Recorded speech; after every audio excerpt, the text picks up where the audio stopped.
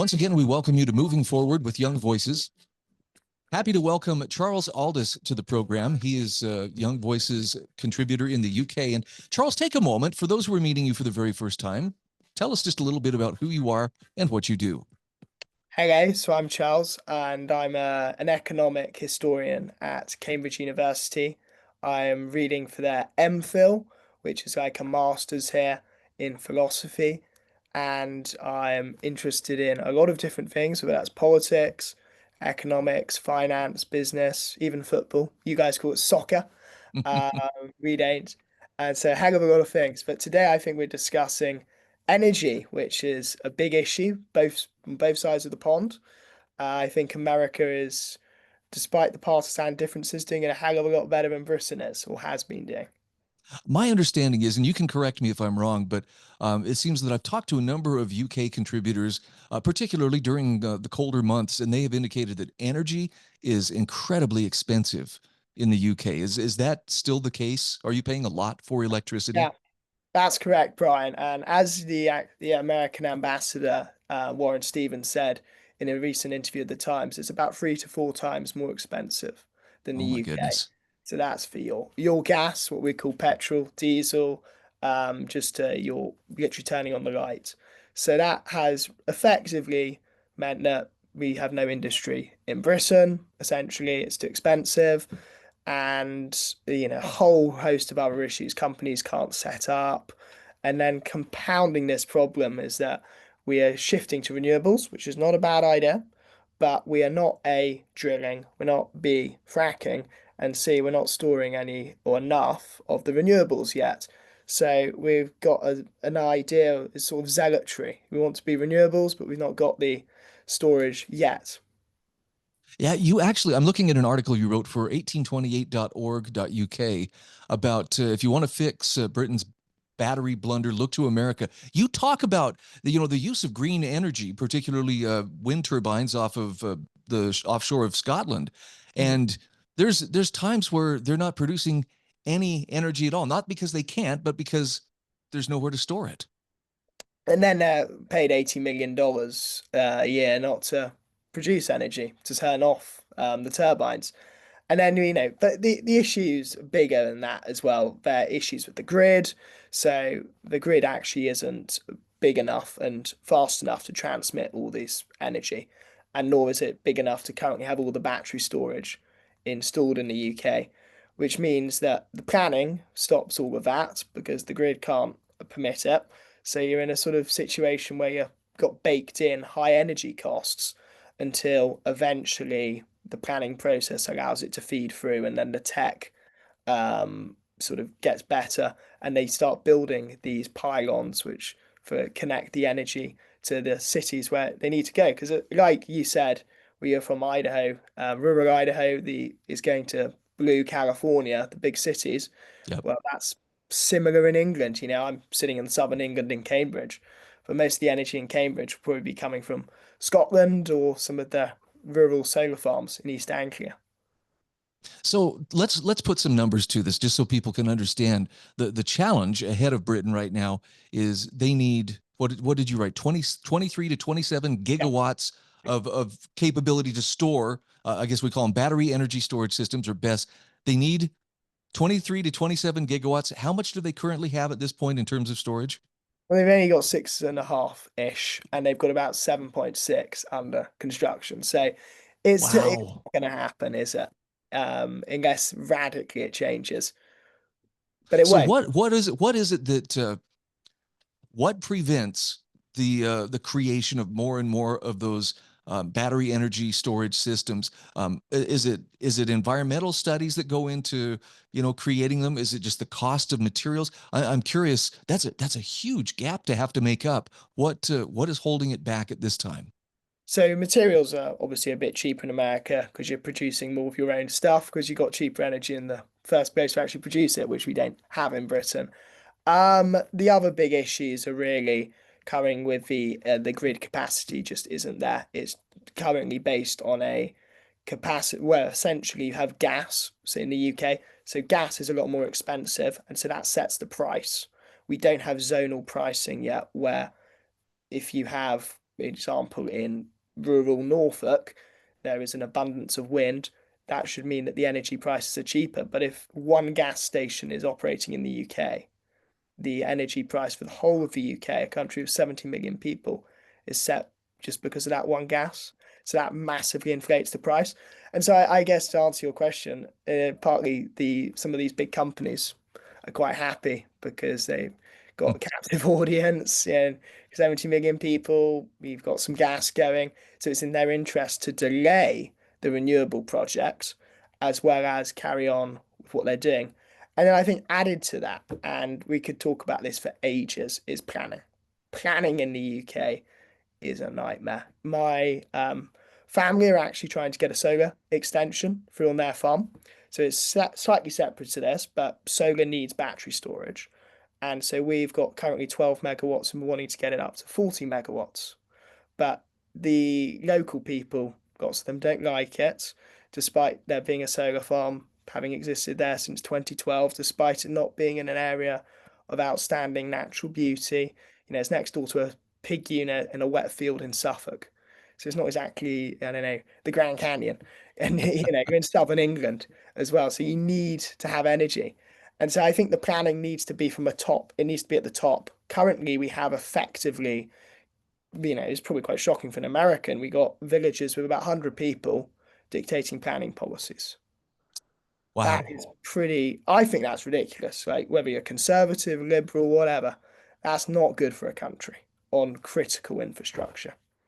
So tell me, where are some of the areas where the U.S. is actually doing, an admirable job, or at least getting admirable results in terms of their energy storage? So as I say in the article, Brian, it's surprisingly California and Texas, two states which many people would say have got nothing in common. But you look at what Schwarzenegger did. When he was the Republican governor, he signed it into law, which actually is requiring investor-owned utilities to meet their battery storage targets. So, Britain has not had that, but he's done that since he was governor, 2011, 2010, years ago. And so California has got majorly high levels of battery storage, and so has Texas. And I suppose you could say Texas is a very wealthy oil state, so it's quite easy to pump the money in. But it's clearly a bipartisan thing in America, whereas it's not so bipartisan in the UK, because now you've got the rise of the Reform Party, who, unlike people in Donald Trump's cabinet, you look at Rick Perry, the former governor of Texas, an energy secretary, who's made a lot of money now off an AI renewable energy company. In Britain, the right are more uncomfortable with renewable energy. So I could see it going back the other way. And then we'll have this sort of position where we have gas, and then we maybe open up North Sea oil again, and then we don't go enough and do enough with our renewables. It sounds like incentives, the right kind of incentives, are what it will take to get some of those energy producers moving in the right direction. We have about a minute here. Tell me what needs to happen in Britain to turn the tide here. So we've talked about planning, it needs to be completely streamlined. You also need to obviously give incentives to battery storage companies. We need to get to a zonal grid pricing system. We need to have energy pluralism as well, as Simon French talks about in the Times. We need to be less scared of having oil, gas, potentially fracking alongside wind. And that's what America's doing quite well. America probably do a bit better than us, but they're doing a lot better than us, and that's what we need to be following. All right. Again, we are talking with Charles Aldous. He is a policy writer with Young Voices UK. And for those who wish to follow you or otherwise connect with you on social media, what's the best way to go about that? You could add me on LinkedIn, which is literally Charles Aldous, or my Twitter, which is also Charles Aldous, ALDOUS. Wonderful visiting with you. I look forward to our next conversation. Thank you very much.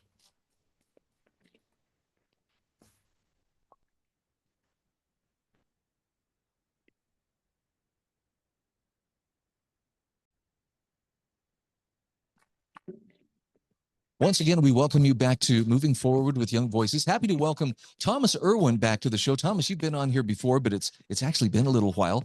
Take a moment, introduce yourself to our audience, and tell us who you are. Hi, Brian. Well, it's great to be back talking with you today. I'm Thomas Irwin. I live and work in Los Angeles. One of my goals is to see Los Angeles be a more abundant and vibrant city by building more housing. I work in the housing policy and advocacy space, and also just be a more effective city at delivering kind of core things that the city needs to deliver to its citizens. So I'm looking at an article from the LA Times, and the title of this kind of threw me a little bit. Uh, Talking about it's no wonder that Angelenos are painting the crosswalks themselves. Talk to me about that. I mean, a massive city that size, I'm sure keeping up with infrastructure is an ongoing challenge year round. But what prompted that particular headline? Yeah, so I'm going to tell you just a little background about my friend Johnny. So Johnny is a law student actually at UCLA, and he lives on the west side of Los Angeles, which is generally the more affluent area. He lives next to a park, which is really nice. There's a lot of families with small children who walk from their apartment or home to the park. And what Johnny noticed was that at one particular intersection, there were a lot of close calls between these pedestrians, often again, families, young children, moms pushing strollers and cars, because while the intersection had a four-way stop, there were no crosswalks that were painted at this intersection. Now, in California law, any four-way stop, legally there's a crosswalk. You as a driver are supposed to yield to the pedestrian. But we all know driving, we're often in the modern age distracted.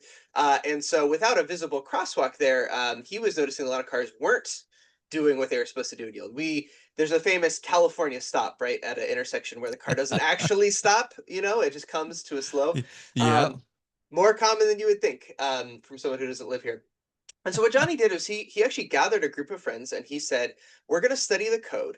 We're going to find out how to do this correctly, and we're going to paint our own crosswalk."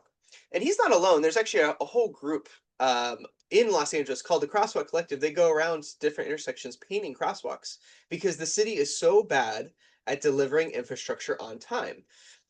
There is a follow-up case that actually happened a few months after this where a young boy was killed at an intersection where the city had said it would paint a crosswalk about 10 years ago and has been dragging its feet on actually following through on that painting. And so Johnny didn't want that to happen in this intersection. So he did it himself with some friends, which is a kind of civic mindedness that I think we should be celebrating. Unfortunately, 3 days later, after this became a news story, a well kind of documented news story in Los Angeles, the city actually sent out a crew to take out the crosswalk. They actually had to dig out the road, dig out the paint, take it out, because they were so worried that someone who was not an official city actor had the audacity to paint their own crosswalk to try to make life better for their fellow citizens. Oh my goodness. I mean, look, I believe in job security and everything, but that just that that just rubs me the wrong way. I mean, the people acted in good faith to do something that the city was either unwilling or unable to do, and it just seems so petty to come in and want to remove it. So I have to ask, did it end with that? Yeah, so I mean that's how I felt too, Brian. When I heard the story from my friends and when I saw the news coverage, it felt petty.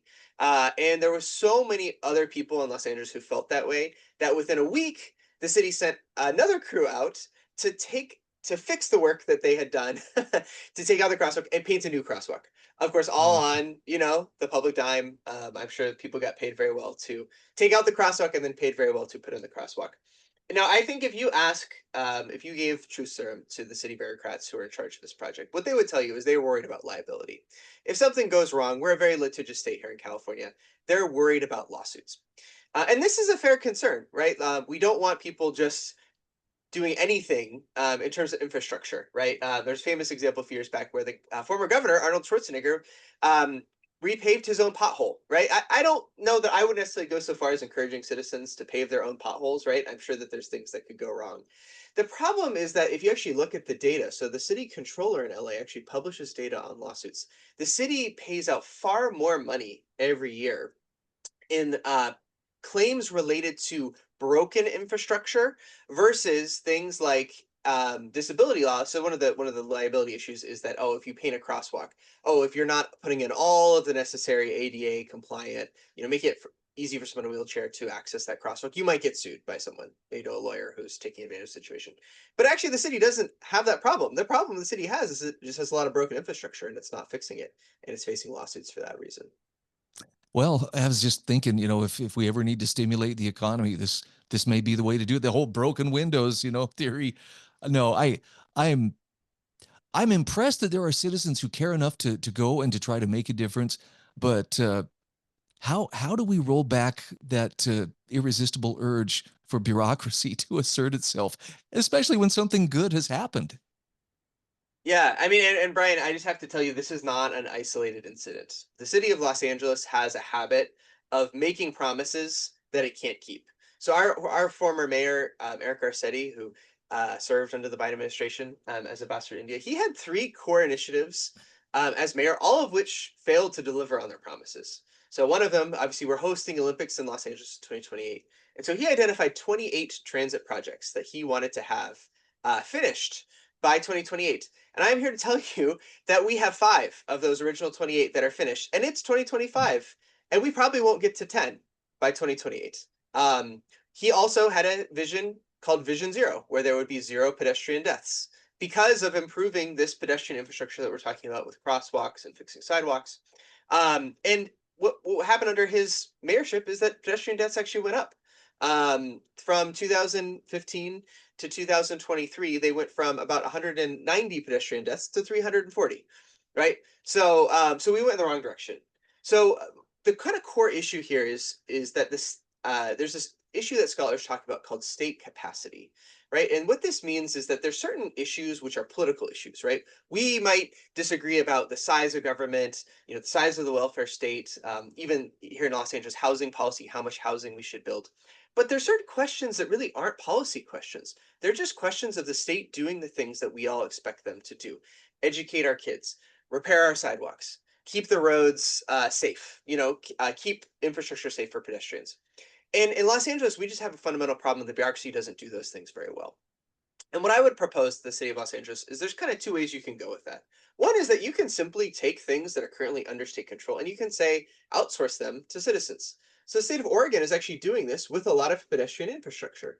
Their state DOT just released a PDF that any, we could call them crosswalk vigilante, can take and say, here's how to build your own crosswalk. Here's how to build your own curb ramp, right? Whatever needs you see in your neighborhood, you can just do it yourself, right? So that's one approach. I think that's a very valid approach. I would love for the city of Los Angeles to take that approach more. The other approach is to just actually have politicians who focus on, rather than proposing big ambitious plans, they focus on the simple work of delivering the basic core infrastructure that a city is supposed to do. A lot of this is just streamlining processes so that rather than spending years, which is we are famous for in California, but a lot of states, it's not just California, spend years studying how to make the improvements instead of actually getting people out there to fix the streets, right? We need politicians who actually they're not trying to go on cable news and make these hits or get like our former mayor did, try to propose these ambitious things so he can rise in the ranks of politics nationally. We need people who actually are focused on these soup to nuts basic issues of governance in our cities. Well, this sounds like a great learning opportunity has presented itself, not just for Los Angeles authorities, but also for people like your friend Johnny, who wants to get involved and are willing to get involved. So, is there an organization? Is there a place people can turn if they want to basically combine their efforts here? Totally. So, I mean, here in Los Angeles, I would recommend getting involved in the Crosswalk Collective or a group called Streets for All. They're very focused on these issues, specifically when it comes to, pedestrian infrastructure, transit, actually delivering projects on time, trying to fight traffic congestion and pedestrian deaths, things like that. I'd also recommend, there's a woman named Jennifer Palka who's a senior policy advisor at the Scannon Center. She has a great book called Recoding America on the issue of state capacity. I would totally recommend that. And Again, I'd also. We're up against the clock here. We're talking with Thomas Irwin. He is a Young Voices contributor. Where can people find you on social media? Totally. You can find me at my handle, Coach Thomas LA. You can also find me on Substack at Thomas Pontifications. You can read the article in the LA Times. I'd highly recommend people do that. And thanks for having me on today, Brian.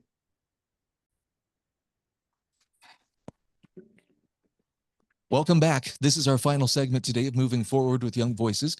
Happy to welcome Gabriela Blanco back to the program. Gabby, it's been a little while since we've talked. For folks meeting you for the first time, take a moment, tell us about who you are and what you do. Yes, absolutely. So I'm Gabby. I'm born and raised in Havana, Cuba. I now live in Austin, Texas, and I'm fortunate enough to be working with the Dissident Project, which is an initiative that takes people like myself that fled totalitarian regimes and puts them in front of student audiences here in the US, just to tell them about our life experiences and share some of the failed policies that we fled from, and hopefully raise a bit of awareness to keep that from happening anywhere else. I'm also a Young Voices contributor, and I'm really happy to be here today with you. Gabby, one of the things I've always appreciated about conversations with you is you can speak from experience about things that, for instance, we'll take socialism. For a lot of young people in America, socialism, wow, that actually sounds kind of neat. Everything is fair and everybody's kind to each other. And I'm looking at an article you've written. Socialism sounds kind until you've lived it. You've lived it. Talk to me a little bit about what you cover in this article. Absolutely. So, socialism can indeed sound wonderful for native born Americans, even second and third generation immigrants that haven't really had to live through some of the policies that are described by socialist candidates or socialist supporters today. However, nothing is as great as it sounds. And obviously, that is the reason why we are here. Countries like mine, we actually had to live through the results of some of these policies that are not being rebranded under the democratic socialism or rebrand that is being pitched so successfully to young Americans. And we've just made it a passion about sharing the actual consequences of these policies that sound so wonderful, and that things that have been hidden behind the curtain of economic equality and things of that nature, which we all wish we could have, but unfortunately, that's not how it really works. We've had to live through all of those. You make the point in your article, for instance, Zoran Mandami in New York City. He's making big waves and very well could become the next mayor of New York City, but he's making the very same promises, socialist promises that others have made, and the people most likely to vote for him likely have never had a chance to live under the conditions that he's promising. Exactly. The fact that candidates like Zoran Mamdani are so popular, it really speaks volumes as to how young Americans are looking for ways to improve their cities and their country, which makes sense. And one can see that. One can see how, if you didn't grow up actually feeling the consequences, the real consequences of these policies, you may be drawn to that. And that's why I make it a point in my article to state the importance that immigrants have and immigrant voices, and the key role that we need to play in order to speak with it to American audiences about the real effects of these policies. Mamdani and candidates like him, again, hiding behind this beautiful brand new rebrand of democratic socialism. They promise all of the things everyone wishes they could have. They talk about rent control, and they talk about government run grocery stores, and about heavily subsidized public transport. And we actually had to live through the results of those policies. And we know how raising minimum wage really meant job losses, massive job losses. And we know how rent control ended up meaning the housing being a pretty impossible. If you think it's expensive now, it became absolutely impossible for anyone to get housing, and developers like moved away to different cities, and employers just stop looking and sourcing people from these areas. And so we have actually had to live through that. And that's why we're so passionate about sharing with American audiences that yes, grocery prices are going up. No, this is not the solution. We actually did not start encountering empty grocery stores and completely unaffordable prices until these government run grocery stores came to be. So there's a difference between what's being pitched to you and how that sounds and the reality that so many of us have had to actually live through. And something you point out in your article too that just struck home to me is for many Americans, especially those who have been here for a while, or maybe second and third generation immigrants, they don't quite have the connection to what it cost to become free. To the freedom that they inherited is much easier to take for granted. These are the ones I think you point out are more likely to hear it and think, oh, economic justice. Well, that sounds so compassionate, but they've never lived under it. And I guess this is why they need to listen to individuals such as yourself. Yes, absolutely. And that's why I think immigrants, so not firstborn, immigrants that have not been born in the United States, so nationalized immigrants are going to play such a key role into sharing that message with the world, with Native Americans and with second and third generation Americans, because we are not just supposed to, and this is true for immigrants everywhere around the world, we are not just meant to move somewhere and make a living and make something of ourselves and contribute to our community in whatever way we can. Yes, we should do all those things, but in addition to that, we are playing a key role and we are responsible for preserving and fighting to preserve those freedoms that brought us here in the first place, and challenging those policies when we see them, those policies that we recognize so well that brought us here in the first place. Yeah. I love in your article where you talk to a Venezuelan who watched supermarkets empty while officials on TV, blamed capitalism, or a Nicaraguan who got free education that came with forced political indoctrination, or a Cuban who lost their home and their voice and livelihood all at once. You have a perspective of what it's like to see those things. And I know I can speak for myself. The only time in my life I ever saw empty grocery store shelves was when I was a young man and there was a general truckers strike and the stores were not being resupplied on a timely basis. And it was very chilling. But I think most people probably have never seen that unless they've lived under socialist conditions. Absolutely. Every time the government steps in to try and control and make something better, it almost always ends up being worse for everyone involved, and the opposite ends up happening. And if that wasn't the case, immigration waves would follow the opposite pattern, but that's just the reality. That's why I think it's so important, especially now today, that polls show that immigrants and that have been naturalized as American citizens are less likely to be tied to partisan politics. We are less likely to feel that pressure because we were not born here from either side, because there's a lot of noise around the current immigration debate. We have a responsibility to overcome all that noise and just push that aside and try and stay focused on truth, grounded in truth, and focused on just combating the same policies that brought us here in the first place, regardless of which side of the political spectrum they may be coming from. How do we help people, and I mean immigrants as well as longtime citizens, understand their duty to preserve freedom? What does it take to inspire people to step up and take that seriously? We have to continue sharing our personal experiences. We have to continue amplifying immigrant voices and putting immigrants in front of school audiences and civic institutions, not to push a certain narrative, but to at least offer that perspective, that different perspective that an American may not have heard, or that a second, third immigrant may not have heard. And so that's what we have to continue doing. We have to be fearless in speaking up, regardless of how much pressure we are receiving, because we are from both sides. As you as an immigrant have this pressure all the time, because if not, you're going to be seen as ungrateful, or and this is happening on both sides. But we have to be able to rise above that and remember what brought us here in the first place and what we want to keep from happening here again.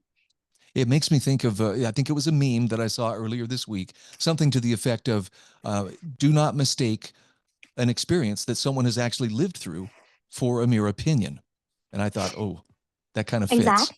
Yeah, the results of socialist policies around the world speak for themselves. It's hard to see. And again, we just have to go back to the numbers and reality and truth and what's actually happened versus what we hope is going to happen.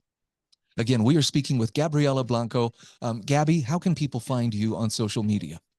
You can find me under _ Gabby Blanco. That's on Instagram, X, TikTok, and most importantly, you can find the Dissident Project under same name in all platforms. And please follow them.